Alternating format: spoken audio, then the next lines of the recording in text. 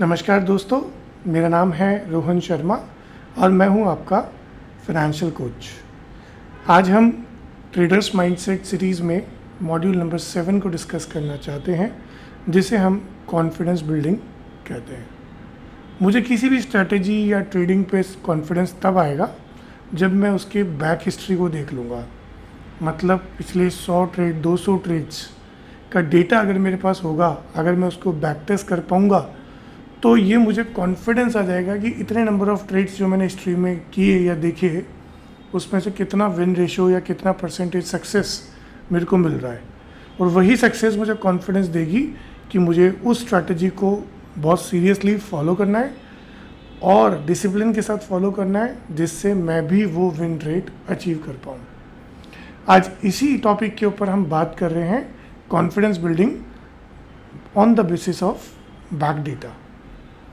आज इस पूरे मॉड्यूल में हम 4 चीज़ों को डिस्कस करेंगे। कॉन्फिडेंस और ओवर कॉन्फिडेंस दोनों में क्या डिफरेंस है, बिकॉज ट्रेडर्स कॉन्फिडेंस और ओवर कॉन्फिडेंस में बहुत जल्दी इमोशनली हिट हो जाते हैं।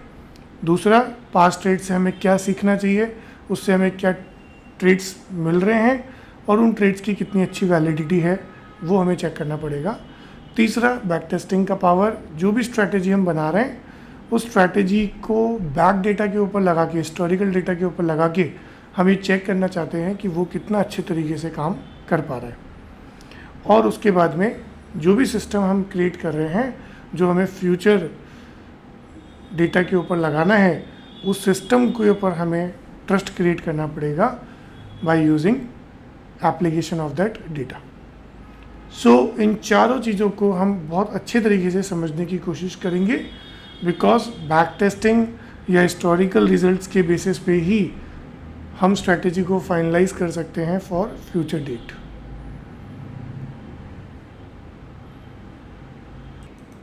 सो अब हम बात करना चाहते हैं कॉन्फिडेंस वर्सेस ओवर कॉन्फिडेंस। ये जानना बहुत ज़रूरी है। आप बहुत सारे सिग्नल्स और माइंडसेट से समझ सकते हैं कि आप कौन से स्टेट ऑफ माइंड में हैं, वेदर आप कॉन्फिडेंस के स्टेट ऑफ माइंड में हैं या आप ओवर कॉन्फिडेंस के स्टेट ऑफ माइंड में काम कर रहे हैं। सो सबसे पहले हम कॉन्फिडेंस की बात करते हैं। कॉन्फिडेंस का मतलब है कि कुछ fact, strategy, back test plus कुछ एक्सपीरियंस प्लस डिसिप्लिन, अगर ये तीनों चीज़ें एक साथ आ जाएं तो 101% you are in a confidence वे।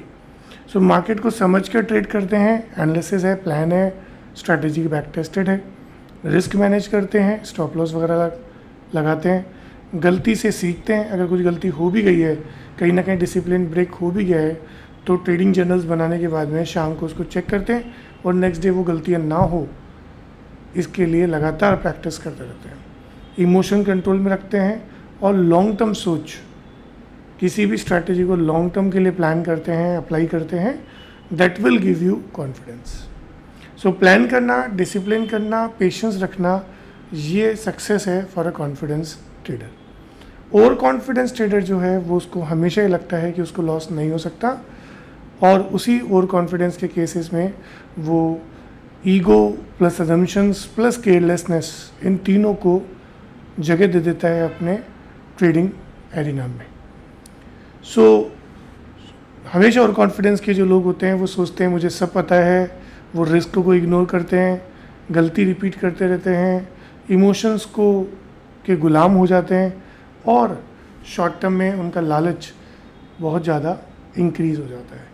यही मेजर की डिफरेंस है एक ओवर कॉन्फिडेंस और एक नॉर्मल कॉन्फिडेंस ट्रेडर में। कॉन्फिडेंस हमेशा रियलिटी को एक्सेप्ट करते हैं, स्किल्स और डिसिप्लिन से ट्रेड करते हैं। ओवर कॉन्फिडेंस प्लेयर्स हमेशा रियलिटी को इग्नोर करते हैं, ईगो से ट्रेड करते हैं और हमेशा लॉसेस के साथ फंसते हैं। कॉन्फिडेंस बिल्ड करने के बहुत सारे तरीके हैं, जैसे प्रैक्टिस करो, नॉलेज लो, रिकॉर्ड और रिव्यू करो अपनी स्ट्रैटेजीज़ को, डिसिप्लिन फॉलो करो और कंसिस्टेंट बन जाओ। इसी केस में अगर आप ओवर कॉन्फिडेंस की बात करेंगे तो ओवर कॉन्फिडेंस मार्केट में आपको मार्केट से बाहर करने के लिए बहुत ही अच्छा टूल है, क्योंकि आप इमोशनली बहुत ज़्यादा हिट होंगे, उसके कारण आप बहुत ज़्यादा ओवर ट्रेडिंग करने की कोशिश करोगे, हाईली रिस्क लोगे, हाई लीवरेजेस यूज़ करोगे और आप मार्केट से लॉसेस करके आउट हो जाएंगे। इसीलिए कहते हैं कॉन्फिडेंस से कंट्रोल डेवलप होता है और ओवर कॉन्फिडेंस से लॉस। इसीलिए अब हम समझना चाहते हैं कि कॉन्फिडेंस की स्टेप्स या लीडर क्या हैं। स्टेप बाय स्टेप 4 स्टेजेस में डिवाइडेड है। फर्स्ट लेवल में आपको नॉलेज लेना पड़ेगा। आपकी जो भी स्ट्रेटजी है उसको बैक टेस्ट करो, उसके रिस्क मैनेजमेंट को देखो, उसके सेटअप्स को देखो और उस कॉन्सेप्ट के ऊपर अपना कॉन्फिडेंस क्रिएट करो।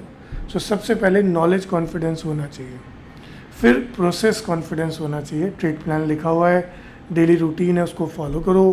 पहले पेपर ट्रेडिंग के साथ, फिर छोटे छोटे ट्रेड्स के साथ और फिर धीरे धीरे अपने मेजर ट्रेड्स के साथ आप आ सकते हो। सो सेकंड कॉन्फिडेंस होगा प्रोसेस कॉन्फिडेंस। तो सबसे पहले नॉलेज, स्ट्रेटेजी डेवलपमेंट, फिर उस स्ट्रेटेजी को प्लान जो आपने किया उस प्लान का एग्जीक्यूशन या प्रोसेस फाइनलाइज करो, जिसे हम प्रोसेस कॉन्फिडेंस कहेंगे। लेवल थर्ड होगा एग्जीक्यूशन कॉन्फिडेंस। कंसिस्टेंटली रूल्स को फॉलो करते रहो, इमोशनल डिसीजन से बचो और जो भी आप आफ्टर ट्रेड जर्नल्स फॉलो कर रहे हो उसके थ्रू ही आपको कॉन्फिडेंस मिल पाएगा। सो तीसरा लेवल होगा एग्जीक्यूशन का कॉन्फिडेंस और सबसे फोर्थ होगा सिस्टम कॉन्फिडेंस। स्ट्रेटेजी को बैक टेस्ट करो, उसके डेटा को देखते रहो, कंसिस्टेंटली परफॉर्म करो, रिस्क मैनेजमेंट को सॉलिड रखो और उसी से ही आपको मिलेगी एक अच्छी सक्सेस।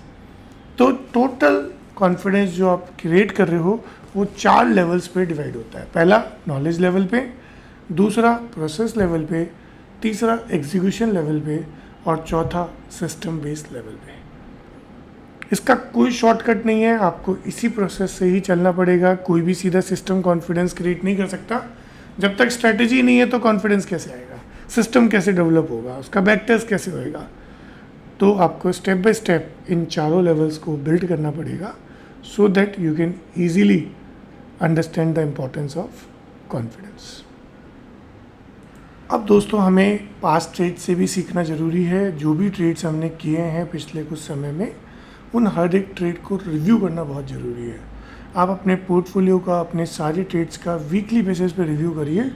हर सैटरडे या संडे बैठ जाइए, आधा घंटे का समय दीजिए, सारे ट्रेड्स की जितने भी वीक में ट्रेड्स हुए उनकी लिस्ट बनाइए, हर ट्रेड का सेटअप वैलिड कीजिए, रूल फॉलो हुआ कि नहीं हुआ वो देखिए, कितना विन हुआ और उसके अलावा लॉस ट्रेड्स कितने हुए, क्या वो प्रोसेस के कारण हुए या मार्केट आउटकम्स के कारण हुए और स्पेसिफिक इम्प्रूवमेंट्स नेक्स्ट वीक आप क्या कर सकते हैं वो देखना बहुत ज़रूरी है।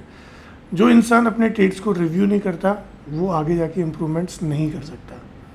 मंथली रिव्यू करिए, last day of the month 60 minute बैठिए, ओवरऑल विन रेट को कैलकुलेट करिए, एवरेज विन या एवरेज लॉस कितना रहा, रिस्क रिवॉर्ड रेशो आपने एवरेजली क्या मेंटेन किया, biggest mistake of the month क्या हुआ, बिगेस्ट इम्प्रूवमेंट क्या हुआ, उसको सेलिब्रेट करिए और नेक्स्ट मंथ से अगला गोल क्या होगा विद क्या new improvements that you have to be look for. और आप ट्रेड बाय ट्रेड भी लॉग क्रिएट करिए, हर सिंगल ट्रेड के बाद में एंट्री एग्जिट और उसका रीज़न और प्लान ट्रेड्स थे कि नहीं थे, इमोशन एंट्री लेवल से एग्जिट लेवल्स पे थी या नहीं थी और what would you do differently as per your plan. और रेटिंग करिए कि ट्रेड ए कैटेगरी का था, बी का था या सी का था, so that we can understand the quality of trades you are taken and how you handle your trades. Each and every trade आपको उसके लिए भी मैनेजमेंट करना पड़ेगा। So review is the very important key, क्योंकि confidence यहीं से build होगा और जो अपग्रेडेशंस करने अपने सिस्टम में, जो आगे जाके आपको जो कॉम्प्लेक्सिटीज़ को रिमूव करना है या जो चीज़ें गलतियाँ आपने इस वीक की या इस मंथ की वो नेक्स्ट वीक या नेक्स्ट मंथ ना हो, उसके लिए ट्रेड रिव्यू सिस्टम बनाना बहुत ज़रूरी है। सो दोस्तों जो लास्ट पॉइंट हमने बात किया कि क्वालिटी ऑफ ट्रेड्स आपको करना है, उसी क्वालिटी के लिए हमने एक ट्रेड क्वालिटी सिस्टम्स भी बना रखा है जो आपकी स्क्रीन पे आपको दिख रहा है। 3 तरह की ट्रेड क्वालिटीज़ हमारे पास होती हैं, A trade, B trade and C trade. A trade ideal है जिसको आप कभी भी ले सकते हैं बिकॉज वो 100% प्लान बेस्ड सेटअप है। मतलब ट्रेड पे जाने से पहले आपने जो भी प्लान किया था आप उसी हिसाब से ट्रेड कर रहे हैं। एंट्री, स्टॉप लॉस, टारगेट सब कुछ प्री डिफाइंड है। जो भी रिस्क रिवॉर्ड रेशो है वो 1:2 का है, मतलब ₹1 जाने में और ₹2 आने में। मार्केट कंडीशन सपोर्टिव है और इमोशनली आपने बिल्कुल काम होके अपना एंट्री लिया है। इस केस में आप विन हो या लॉस हो, जो भी मार्केट आउटकम हो, इसमें आपकी कोई गलती नहीं है, इसलिए इस पर कोई रिग्रेट भी नहीं होना चाहिए। ये खाली part and parcel of the trade probability है जो जिसके कारण आपको उसने मार्केट ने आपको फेल किया। बट नॉर्मल केस सिनेरियोज में अगर आप इसको लॉन्ग टर्म तक मेंटेन करेंगे, it will definitely give you the returns. दूसरा ट्रेड आता है जिसको हम बोलते हैं बी ट्रेड, जिसको एक्सेप्ट करना चाहिए विद कॉशियस। इसमें मोस्टली प्लान बेस्ड ही था, बट रिसेंट टाइम को देखते हुए कुछ माइनर डिविएशंस आपको करने पड़े हैं। इसके अलावा जो भी सेटअप्स थे वो स्लाइटली वीक थे as compare to ideal. Risk reward ratio भी 2:1:2 नहीं था, वो भी 1.5:1 था, जस्ट एक्सेप्टेबल था। स्लाइटली इमोशनल एंट्री थी और सम डाउट्स थे एंट्री या एग्जिट्स पे, पर हमने एनी हाउ उसको क्या कर दिया, प्रोसीड कर लिया। सो आप कह सकते हो कि ये हाफ हार्टेड ट्रेड था, या आप कह सकते हैं कि 70% एज पर द प्लान था, बट 30% हमने उसको क्या कर दिया, डिविएट कर दिया। लास्ट ट्रेड आता है जिसको बोलते हैं सी ट्रेड। ये बिल्कुल रैंडम ट्रेड है, ये इमोशनली ही हुआ होगा डेफिनेटली। सो कोई वैलिड ट्रेड नहीं था, इम्पल्सिव ट्रेड आपने किया, कोई pre defined stop loss entry targets कुछ नहीं था। रिस्क रिवॉर्ड रेशियो भी 1:1 के आसपास ही था। इमोशनल एंट्री थी फोमो या रिवेंज के कारण, और आपने अपने ही रूल्स ब्रेक किया है। आप ये चेक करिए कि हर वीक हर महीने आप कितने ट्रेड्स कर रहे हैं और उन हर एक ट्रेड की क्वालिटी क्या है। वो क्वालिटी ए है, बी है या फिर सी है। आई होप सो आपको समझ में आया होगा कि इन तीनों क्वालिटीज़ को ट्रेड बाय ट्रेड लॉक के साथ में आपको मेंटेन करना पड़ेगा। डेली भी मेंटेन करना पड़ेगा, वीकली भी देखना पड़ेगा और मंथली भी देखना पड़ेगा, क्योंकि इसी के ऊपर डिपेंड है आपकी परफॉर्मेंस। सो अब हम बात कर रहे हैं दोस्तों बैक टेस्टिंग का पावर। ये भी बहुत इम्पॉर्टेंट है, बिकॉज बैक टेस्टिंग एक ऐसा टूल है, ऐसा वर्कआउट है जो कि आपकी जो भी स्ट्रैटेजी है, जो भी आपने अपनी एंट्री एग्जिट स्ट्रैटेजी बनाई है, उसको अगर आप पास्ट डेटा के ऊपर अप्लाई करेंगे, और पास्ट डेटा 1 साल या 1 साल से ऊपर का हो सकता है, उस 1 साल के डेटा के ऊपर अगर आप अपनी स्ट्रैटेजी को लगाएंगे तो वो आपको सर्टेन डेटा देगा, और उस डेटा से आप कॉन्फिडेंट हो पाएंगे, आप एक एज क्रिएट कर पाएंगे, आप एक स्ट्रेंथ क्रिएट कर पाएंगे कि वेदर ये स्ट्रैटेजी आगे इन फ्यूचर में लगाने लायक है या नहीं है। उस स्ट्रैटेजी पे भरोसा किया जा सकता है कि नहीं किया जा सकता, ये हमेशा बैक टेस्टिंग पे ही पता लगेगा। बैक टेस्टिंग क्यों ज़रूरी है? बिकॉज इससे रिस्क कम होता है, इससे हमें पता होता है कि हमें कौन से सिनेरियोज़ में ट्रेड नहीं लेना है, कौन से सिनेरियोज़ पे हमें ट्रेड लेना है। दूसरा, कॉन्फिडेंस बढ़ता है, बेटर डिसीजंस हो पाते हैं, और एक एज डिफाइन होती है स्ट्रैटेजी के अंदर। सो हमेशा लोग ये कहते हैं कि बैक टेस्ट स्ट्रैटेजी में, बैक टेस्टिंग्स में हमें हमेशा बेनिफिट होगा, बिकॉज हम डेटा बैक्ड स्टडी करने की कोशिश या टेस्टिंग करने की कोशिश कर रहे हैं, और डेटा कभी भी झूठ नहीं बोलते। डेटा के अंदर कोई इमोशन नहीं होता, डेटा के अंदर कोई भी पार्शियलिटी नहीं होती है। तो you should be very aware about back testing. Back testing के का पता कैसे चलेगा, क्या क्या पता लगता है उसमें, क्या क्या डेटा हमें मिलेगा बैक टेस्टिंग में? सबसे पहले हमें पता लगेगा विन रेट। विन रेट का मतलब है कि हमने जितने नंबर ऑफ ट्रेड्स किए उस स्ट्रैटेजी के बेस पे हिस्टोरिकल डेटा के ऊपर, उसमें से कितने सही है, कितनों में हमें प्रॉफिट मिला।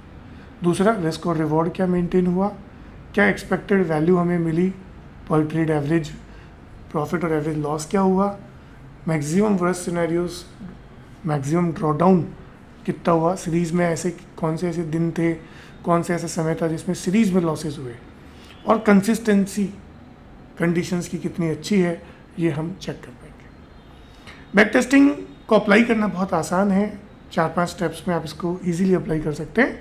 सबसे पहला तरीका होता है स्ट्रैटेजी डिफाइन करें। स्ट्रैटेजी में आपकी entry, exit, stop loss rules बिल्कुल क्लियरली लिखे हुए होने चाहिए। दूसरा, डेटा चूज़ करें, कम से कम लास्ट 1 साल का डेटा आपको चूज़ करना चाहिए। उसके बाद में रूल्स फॉलो करें, जो भी रूल्स हैं उसको स्ट्रिक्टली अपने सिग्नल्स में टेस्ट करें, रिजल्ट्स को रिकॉर्ड करें, उसको एनालाइज करें विद सर्टेन डेटा, और समय समय पे आप उस स्ट्रैटेजी में चेंजेस करके, फिक्स करके आप उसको इम्प्रूव भी कर सकते हैं। सो ये बहुत इंपॉर्टेंट चीज़ है जो आपको देखना पड़ेगा। बैक टेस्टिंग के रिजल्ट्स कैसे आते हैं वो आपकी स्क्रीन पे एक एग्जांपल में है। टोटल नंबर ऑफ ट्रेड्स हमने 1 साल में 120 किए, जिसमें से विनिंग रेशियो था 58% का, प्रॉफिट फैक्टर था 1.75:1, मैक्स ड्रॉडाउन था 12%, और एक्सपेक्टेंसी थी आपकी 1.25। मतलब ये सब चीज़ें आपके फेवर में ही थी। सो बैक टेस्टिंग से हमें पता लगा कि स्ट्रैटेजी प्रॉफिटेबल है या नहीं है, वो रिस्क रिवॉर्ड रेशो मेंटेन कर पाएगी कि नहीं कर पाएगी, और उसकी लॉन्ग टर्म ड्यूरेबिलिटी कैसी है, ये हम इजीली चेक कर पाएंगे। सो बैक टेस्टिंग से ही बनेगी आपकी स्ट्रॉन्ग स्ट्रैटेजी, और स्ट्रॉन्ग सेट स्ट्रैटेजी से ही आएगा कंसिस्टेंट प्रॉफिट, और कंसिस्टेंट प्रॉफिट से ही क्रिएट होगा कॉन्फिडेंस। सो बहुत इंपॉर्टेंट है बैक टेस्टिंग सिनेरियोस। आइए चलिए इसका डेटा भी समझ लेते हैं। विन रेट का मतलब होता है wins divided by total number of trade. मान लीजिए अगर 100 ट्रेड हमने किए और 100 ट्रेड पे अगर 40 ट्रेड सही है तो 40% मेरा विन रेट होगा। जनरली अगर ये 50 से ऊपर है तो ज़्यादा कंफर्टेबल होता है। एवरेज विन का मतलब है टोटल प्रॉफिट जो भी आपने विन से किया है divided by number of wins. So मान लीजिए मैंने टोटल प्रॉफिट अर्न किया सपोज 2000 रुपया, सो 2x हमने एवरेज विन करने की कोशिश की है। सो टोटल प्रॉफिट जो भी आपने विनिंग ट्रेड्स पे किया divided by number of wins, उससे आपको एवरेज विन्स मिल जाएगा। सो मान लीजिए आपने 100 ट्रेड्स किए, 100 में से 40 ट्रेड सही गए और 40 ट्रेड पे टोटल प्रॉफिट हुआ 60,000 का, तो 60,000 डिवाइडेड बाय 40 ट्रेड्स, वो आपका एवरेज विन निकल के आ जाएगा। ऐसे ही एवरेज लॉस भी आप निकाल सकते हो। एक्सपेक्टेड वैल्यू कल भी हमने निकाला था या पिछले मॉड्यूल्स में भी हमने देखा था, win rate win percentage into average win minus loss percentage into average loss. Expected value हमेशा पॉजिटिव आनी चाहिए, तभी वो स्ट्रैटेजी को आगे कैरी करने का बेनिफिट मिल पाएगा। मैक्सिमम ड्रॉडाउन का मतलब है लार्जेस्ट पीक से प्रॉफिट से आपने कितनी स्ट्रॉन्ग गिरावट की, वो हमें देखना पड़ेगा, और ये हमेशा मैक्सिमम ड्रॉडाउन 20% से कम होना चाहिए। मैक्सिमम कंसेक्यूटिव लॉसेस उसको भी देखना पड़ेगा, क्योंकि अगर स्ट्रैटेजी फेल हो रही है और लगातार लॉसेस हो रहे हैं तो हमें स्ट्रैटेजी को रोकना पड़ेगा। प्रॉफिट फैक्टर्स को भी हम देख सकते हैं, जो भी टोटल ग्रॉस प्रॉफिट हुआ divided by total gross loss, ये 1.5 से ज़्यादा होना चाहिए। अगर 2 से ऊपर है तो बहुत ही अच्छी बात है, बिकॉज जितना आप लॉस क्रिएट कर रहे हैं उसका डबल आप प्रॉफिट क्रिएट कर रहे हैं अपने पोर्टफोलियोज में। रिकवरी फैक्टर भी आपको देखना पड़ेगा, तो net profit divided by maximum drawdown, अगर ये 3 से ज़्यादा है तो एक्सीलेंट है। इसका मतलब है कि जो भी हमने प्रॉफिट अर्न किया उसका 1/3 सही मैक्सिमम ड्रॉडाउन में जाना चाहिए। 33% से ज़्यादा गिरावट आपके लिए सही नहीं होगी। अब हम बात करते हैं ट्रेडिंग सिस्टम पे भी ट्रस्ट बनाना पड़ेगा। सिस्टम को आपको फॉलो करना पड़ेगा। सिस्टम आपने जो भी क्रिएट किया है वो बैक टेस्टेड भी है। इमोशंस को कंट्रोल करो और रिजल्ट सिस्टम्स पे छोड़ दो। तो अगर आपने सब कुछ सिस्टमेटिक तरीके से किया है तो जो भी रिजल्ट आएगा वो एक्सेप्टेड होना चाहिए, बिकॉज वो मार्केट के कारण हुआ है, आपकी तरफ से कोई गलती नहीं है। जितना ज़्यादा सिस्टम पे ट्रस्ट होगा उतना ही ज़्यादा कंसिस्टेंसी और ग्रोथ आपको देखने को मिलेगी। और ये सिस्टम पे ट्रस्ट कैसे बनाया जाए, दैट इज़ वेरी इंपॉर्टेंट। इसको हम 5 स्टेप से सिंप्लीफाइड कर सकते हैं आपके लिए। सबसे पहला तरीका होगा क्लियर सिस्टम्स बनाओ। एंट्री एग्जिट स्टॉप लॉस सब कुछ बिल्कुल क्लियर होना चाहिए बिफोर एंट्री। बैक टेस्ट और एनालाइज करो, पेपर ट्रेड करो, स्मॉल स्टार्ट करो, डिसिप्लिन और पेशेंस रखो और रिजल्ट्स को ट्रैक करो। उसमें इम्प्रूवमेंट करना है तो इम्प्रूवमेंट भी करो और उसी से बनेगा ट्रस्ट। तो सिस्टम पे ट्रस्ट इसका मतलब है लॉन्ग टर्म सक्सेस, और लॉन्ग टर्म सक्सेस इसका मतलब है कि 100% कॉन्फिडेंस आपकी ट्रेडिंग्स के ऊपर। सो दोस्तों, सभी लोग ये बोलते हैं कि सर हम कैसे अपना कॉन्फिडेंस बिल्ड करें, ऐसी कौन सी वो हैबिट्स हैं जिनको डेली यूज़ करके हम अपने कॉन्फिडेंस को कंसिस्टेंटली बिल्ड कर सकते हैं और मेंटेन कर सकते हैं। तो ये 7 ऐसी इम्पॉर्टेंट हैबिट्स हैं जो आप यूज़ करके अपने कॉन्फिडेंस को डेली बूस्ट कर सकते हैं। सबसे पहली जो हैबिट है वो है मॉर्निंग ट्रेडिंग अफर्मेशंस। ट्रेड चालू होने से पहले एक प्रतिज्ञा लेनी पड़ेगी, डेली रिपीट करना पड़ेगा 3 बार। आई फॉलो माई सिस्टम, मैं अपने सिस्टम को फॉलो करूँगा, मैं रिस्क को मैनेज करूँगा, आज जो भी आउटकम्स आएंगे ट्रेडिंग के मैं उसको एक्सेप्ट करूँगा बिना विदाउट एनी इमोशंस। वर्बल या रिटर्न रोज़ तेज आवाज़ में कम से कम 3 बार ये बात बोलना पड़ेगा। इसे बोलते हैं द पावर ऑफ अफर्मेशन।